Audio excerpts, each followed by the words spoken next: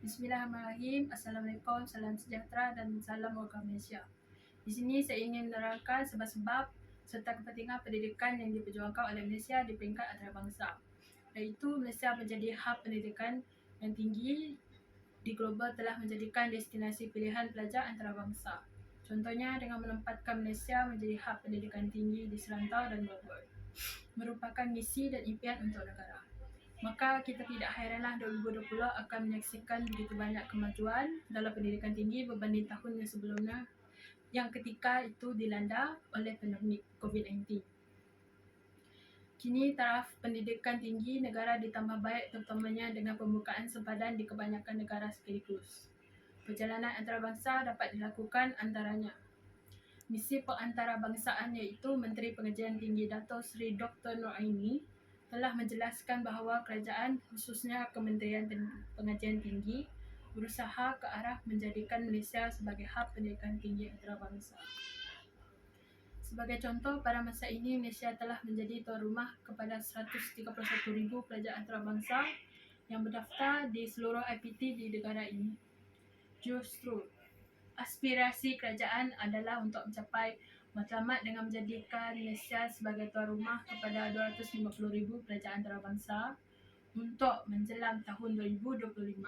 Sehubungan itu, beliau juga berkata usaha membangunkan hub pendidikan tinggi untuk Malaysia amat bermakna bagi menarik serta mengekalkan sejumlah besar untuk para pelajar. Seterusnya, Noraini menerangkan pengantarabangsaan pendidikan tinggi Malaysia ternyata memberi manfaat yang banyak kepada pelbagai pihak dari segi akademik, budaya, sosial serta ekonomi. Contohnya, dari segi akademik, Malaysia telah menjangka pengajaran dan pembelajaran yang dipertingkatkan serta kaedah penyelidikan serta inovasi yang setanding dengan negara-negara yang maju. Selain itu, pada peringkat budaya atau sosial, kita akan dapat mempromosikan budaya Malaysia serta bahasa ibunda, iaitu bahasa Malaysia kita sendiri kepada rakan sejawat antarabangsa. Dari segi ekonomi pula, kata Noraini, pengantarabangsaan merupakan penyelesaian kepada cabaran yang akan dihadapi akibat pandemik. Seperkara lagi menjalin kerjasama dengan universiti-universiti antarabangsa merupakan usaha untuk memperkasakan pendidikan kedua negara. Antaranya kos sara hidup di Malaysia jauh lebih rendah jika dibandingkan dengan negara-negara yang maju yang mempunyai universiti setaraf yang tinggi.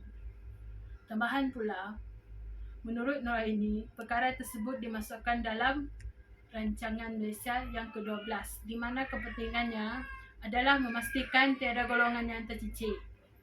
Contohnya memperkenalkan kursus kelayakan mikro dan akreditasi pembelajaran pengalaman terdahulu iaitu APEL. Kerana kedua-dua inisiatif ini ditadbir oleh Agensi Kelayakan Malaysia. Hal ini terjadi kerana di bawah inisiatif kelayakan mikro, pelajar dapat mengikuti kursus jangka pendek di institusi yang berbeza serta menggabungkannya untuk ditukar menjadi pensijilan yang bertauliah.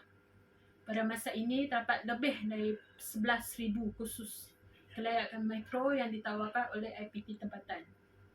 Justru, APEL juga membolehkan pemohon menggunakan pengalaman mereka untuk memperolehi kredit dalam program pengajian masing-masing. Demikianlah ucapan saya sampai di sini saja. Sekian, terima kasih.